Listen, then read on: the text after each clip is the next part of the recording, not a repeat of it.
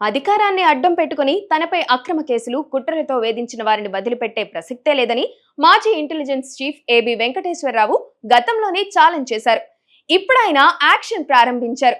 సుదీర్ఘ న్యాయ పోరాటం తర్వాత హైకోర్టులో క్లీన్ చిట్ సాధించిన ఆయన ఇప్పుడు తనను ఇబ్బంది పెట్టిన అధికారులను చట్టపరంగా వేటాడటం ప్రారంభించారు.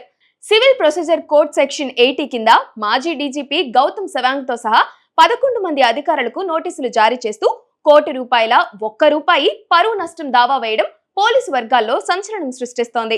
తప్పుడు పత్రాల సృష్టి, ఫోర్జరీ నివేదికలతో తన కెరీర్ ను నాశనం చేసేందుకు కొందరు అధికారులు ఏ విధంగా కుట్ర పన్నారో ఏబీవీ తన నోటీసుల్లో ఎండగట్టారు.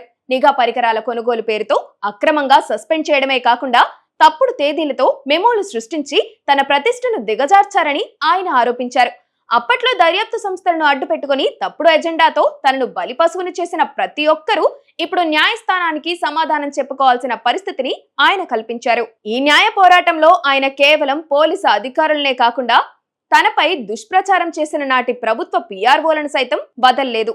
రాజకీయ ప్రయోజనాల కోసం సామాజిక మాధ్యమాల్లో తనపై విష ప్రచారం చేసిన వారిని కూడా బాధ్యులుగా చేస్తూ నోటీసుల్లో పేర్కొన్నారు.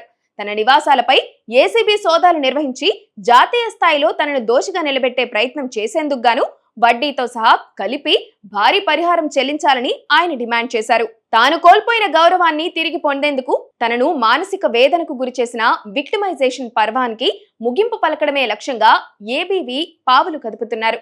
నిర్ణీత సమయంలోగా స్పందించని పక్షంలో క్రిమినల్ చర్యలకు కూడా వెనుకాడబోనని హెచ్చరించడం ద్వారా అక్రమ కేసులతో వేధించే సంస్కృతికి అడ్డుకట్ట వేయాలని ఆయన నిశ్చయించుకున్నట్లు కనిపిస్తోంది.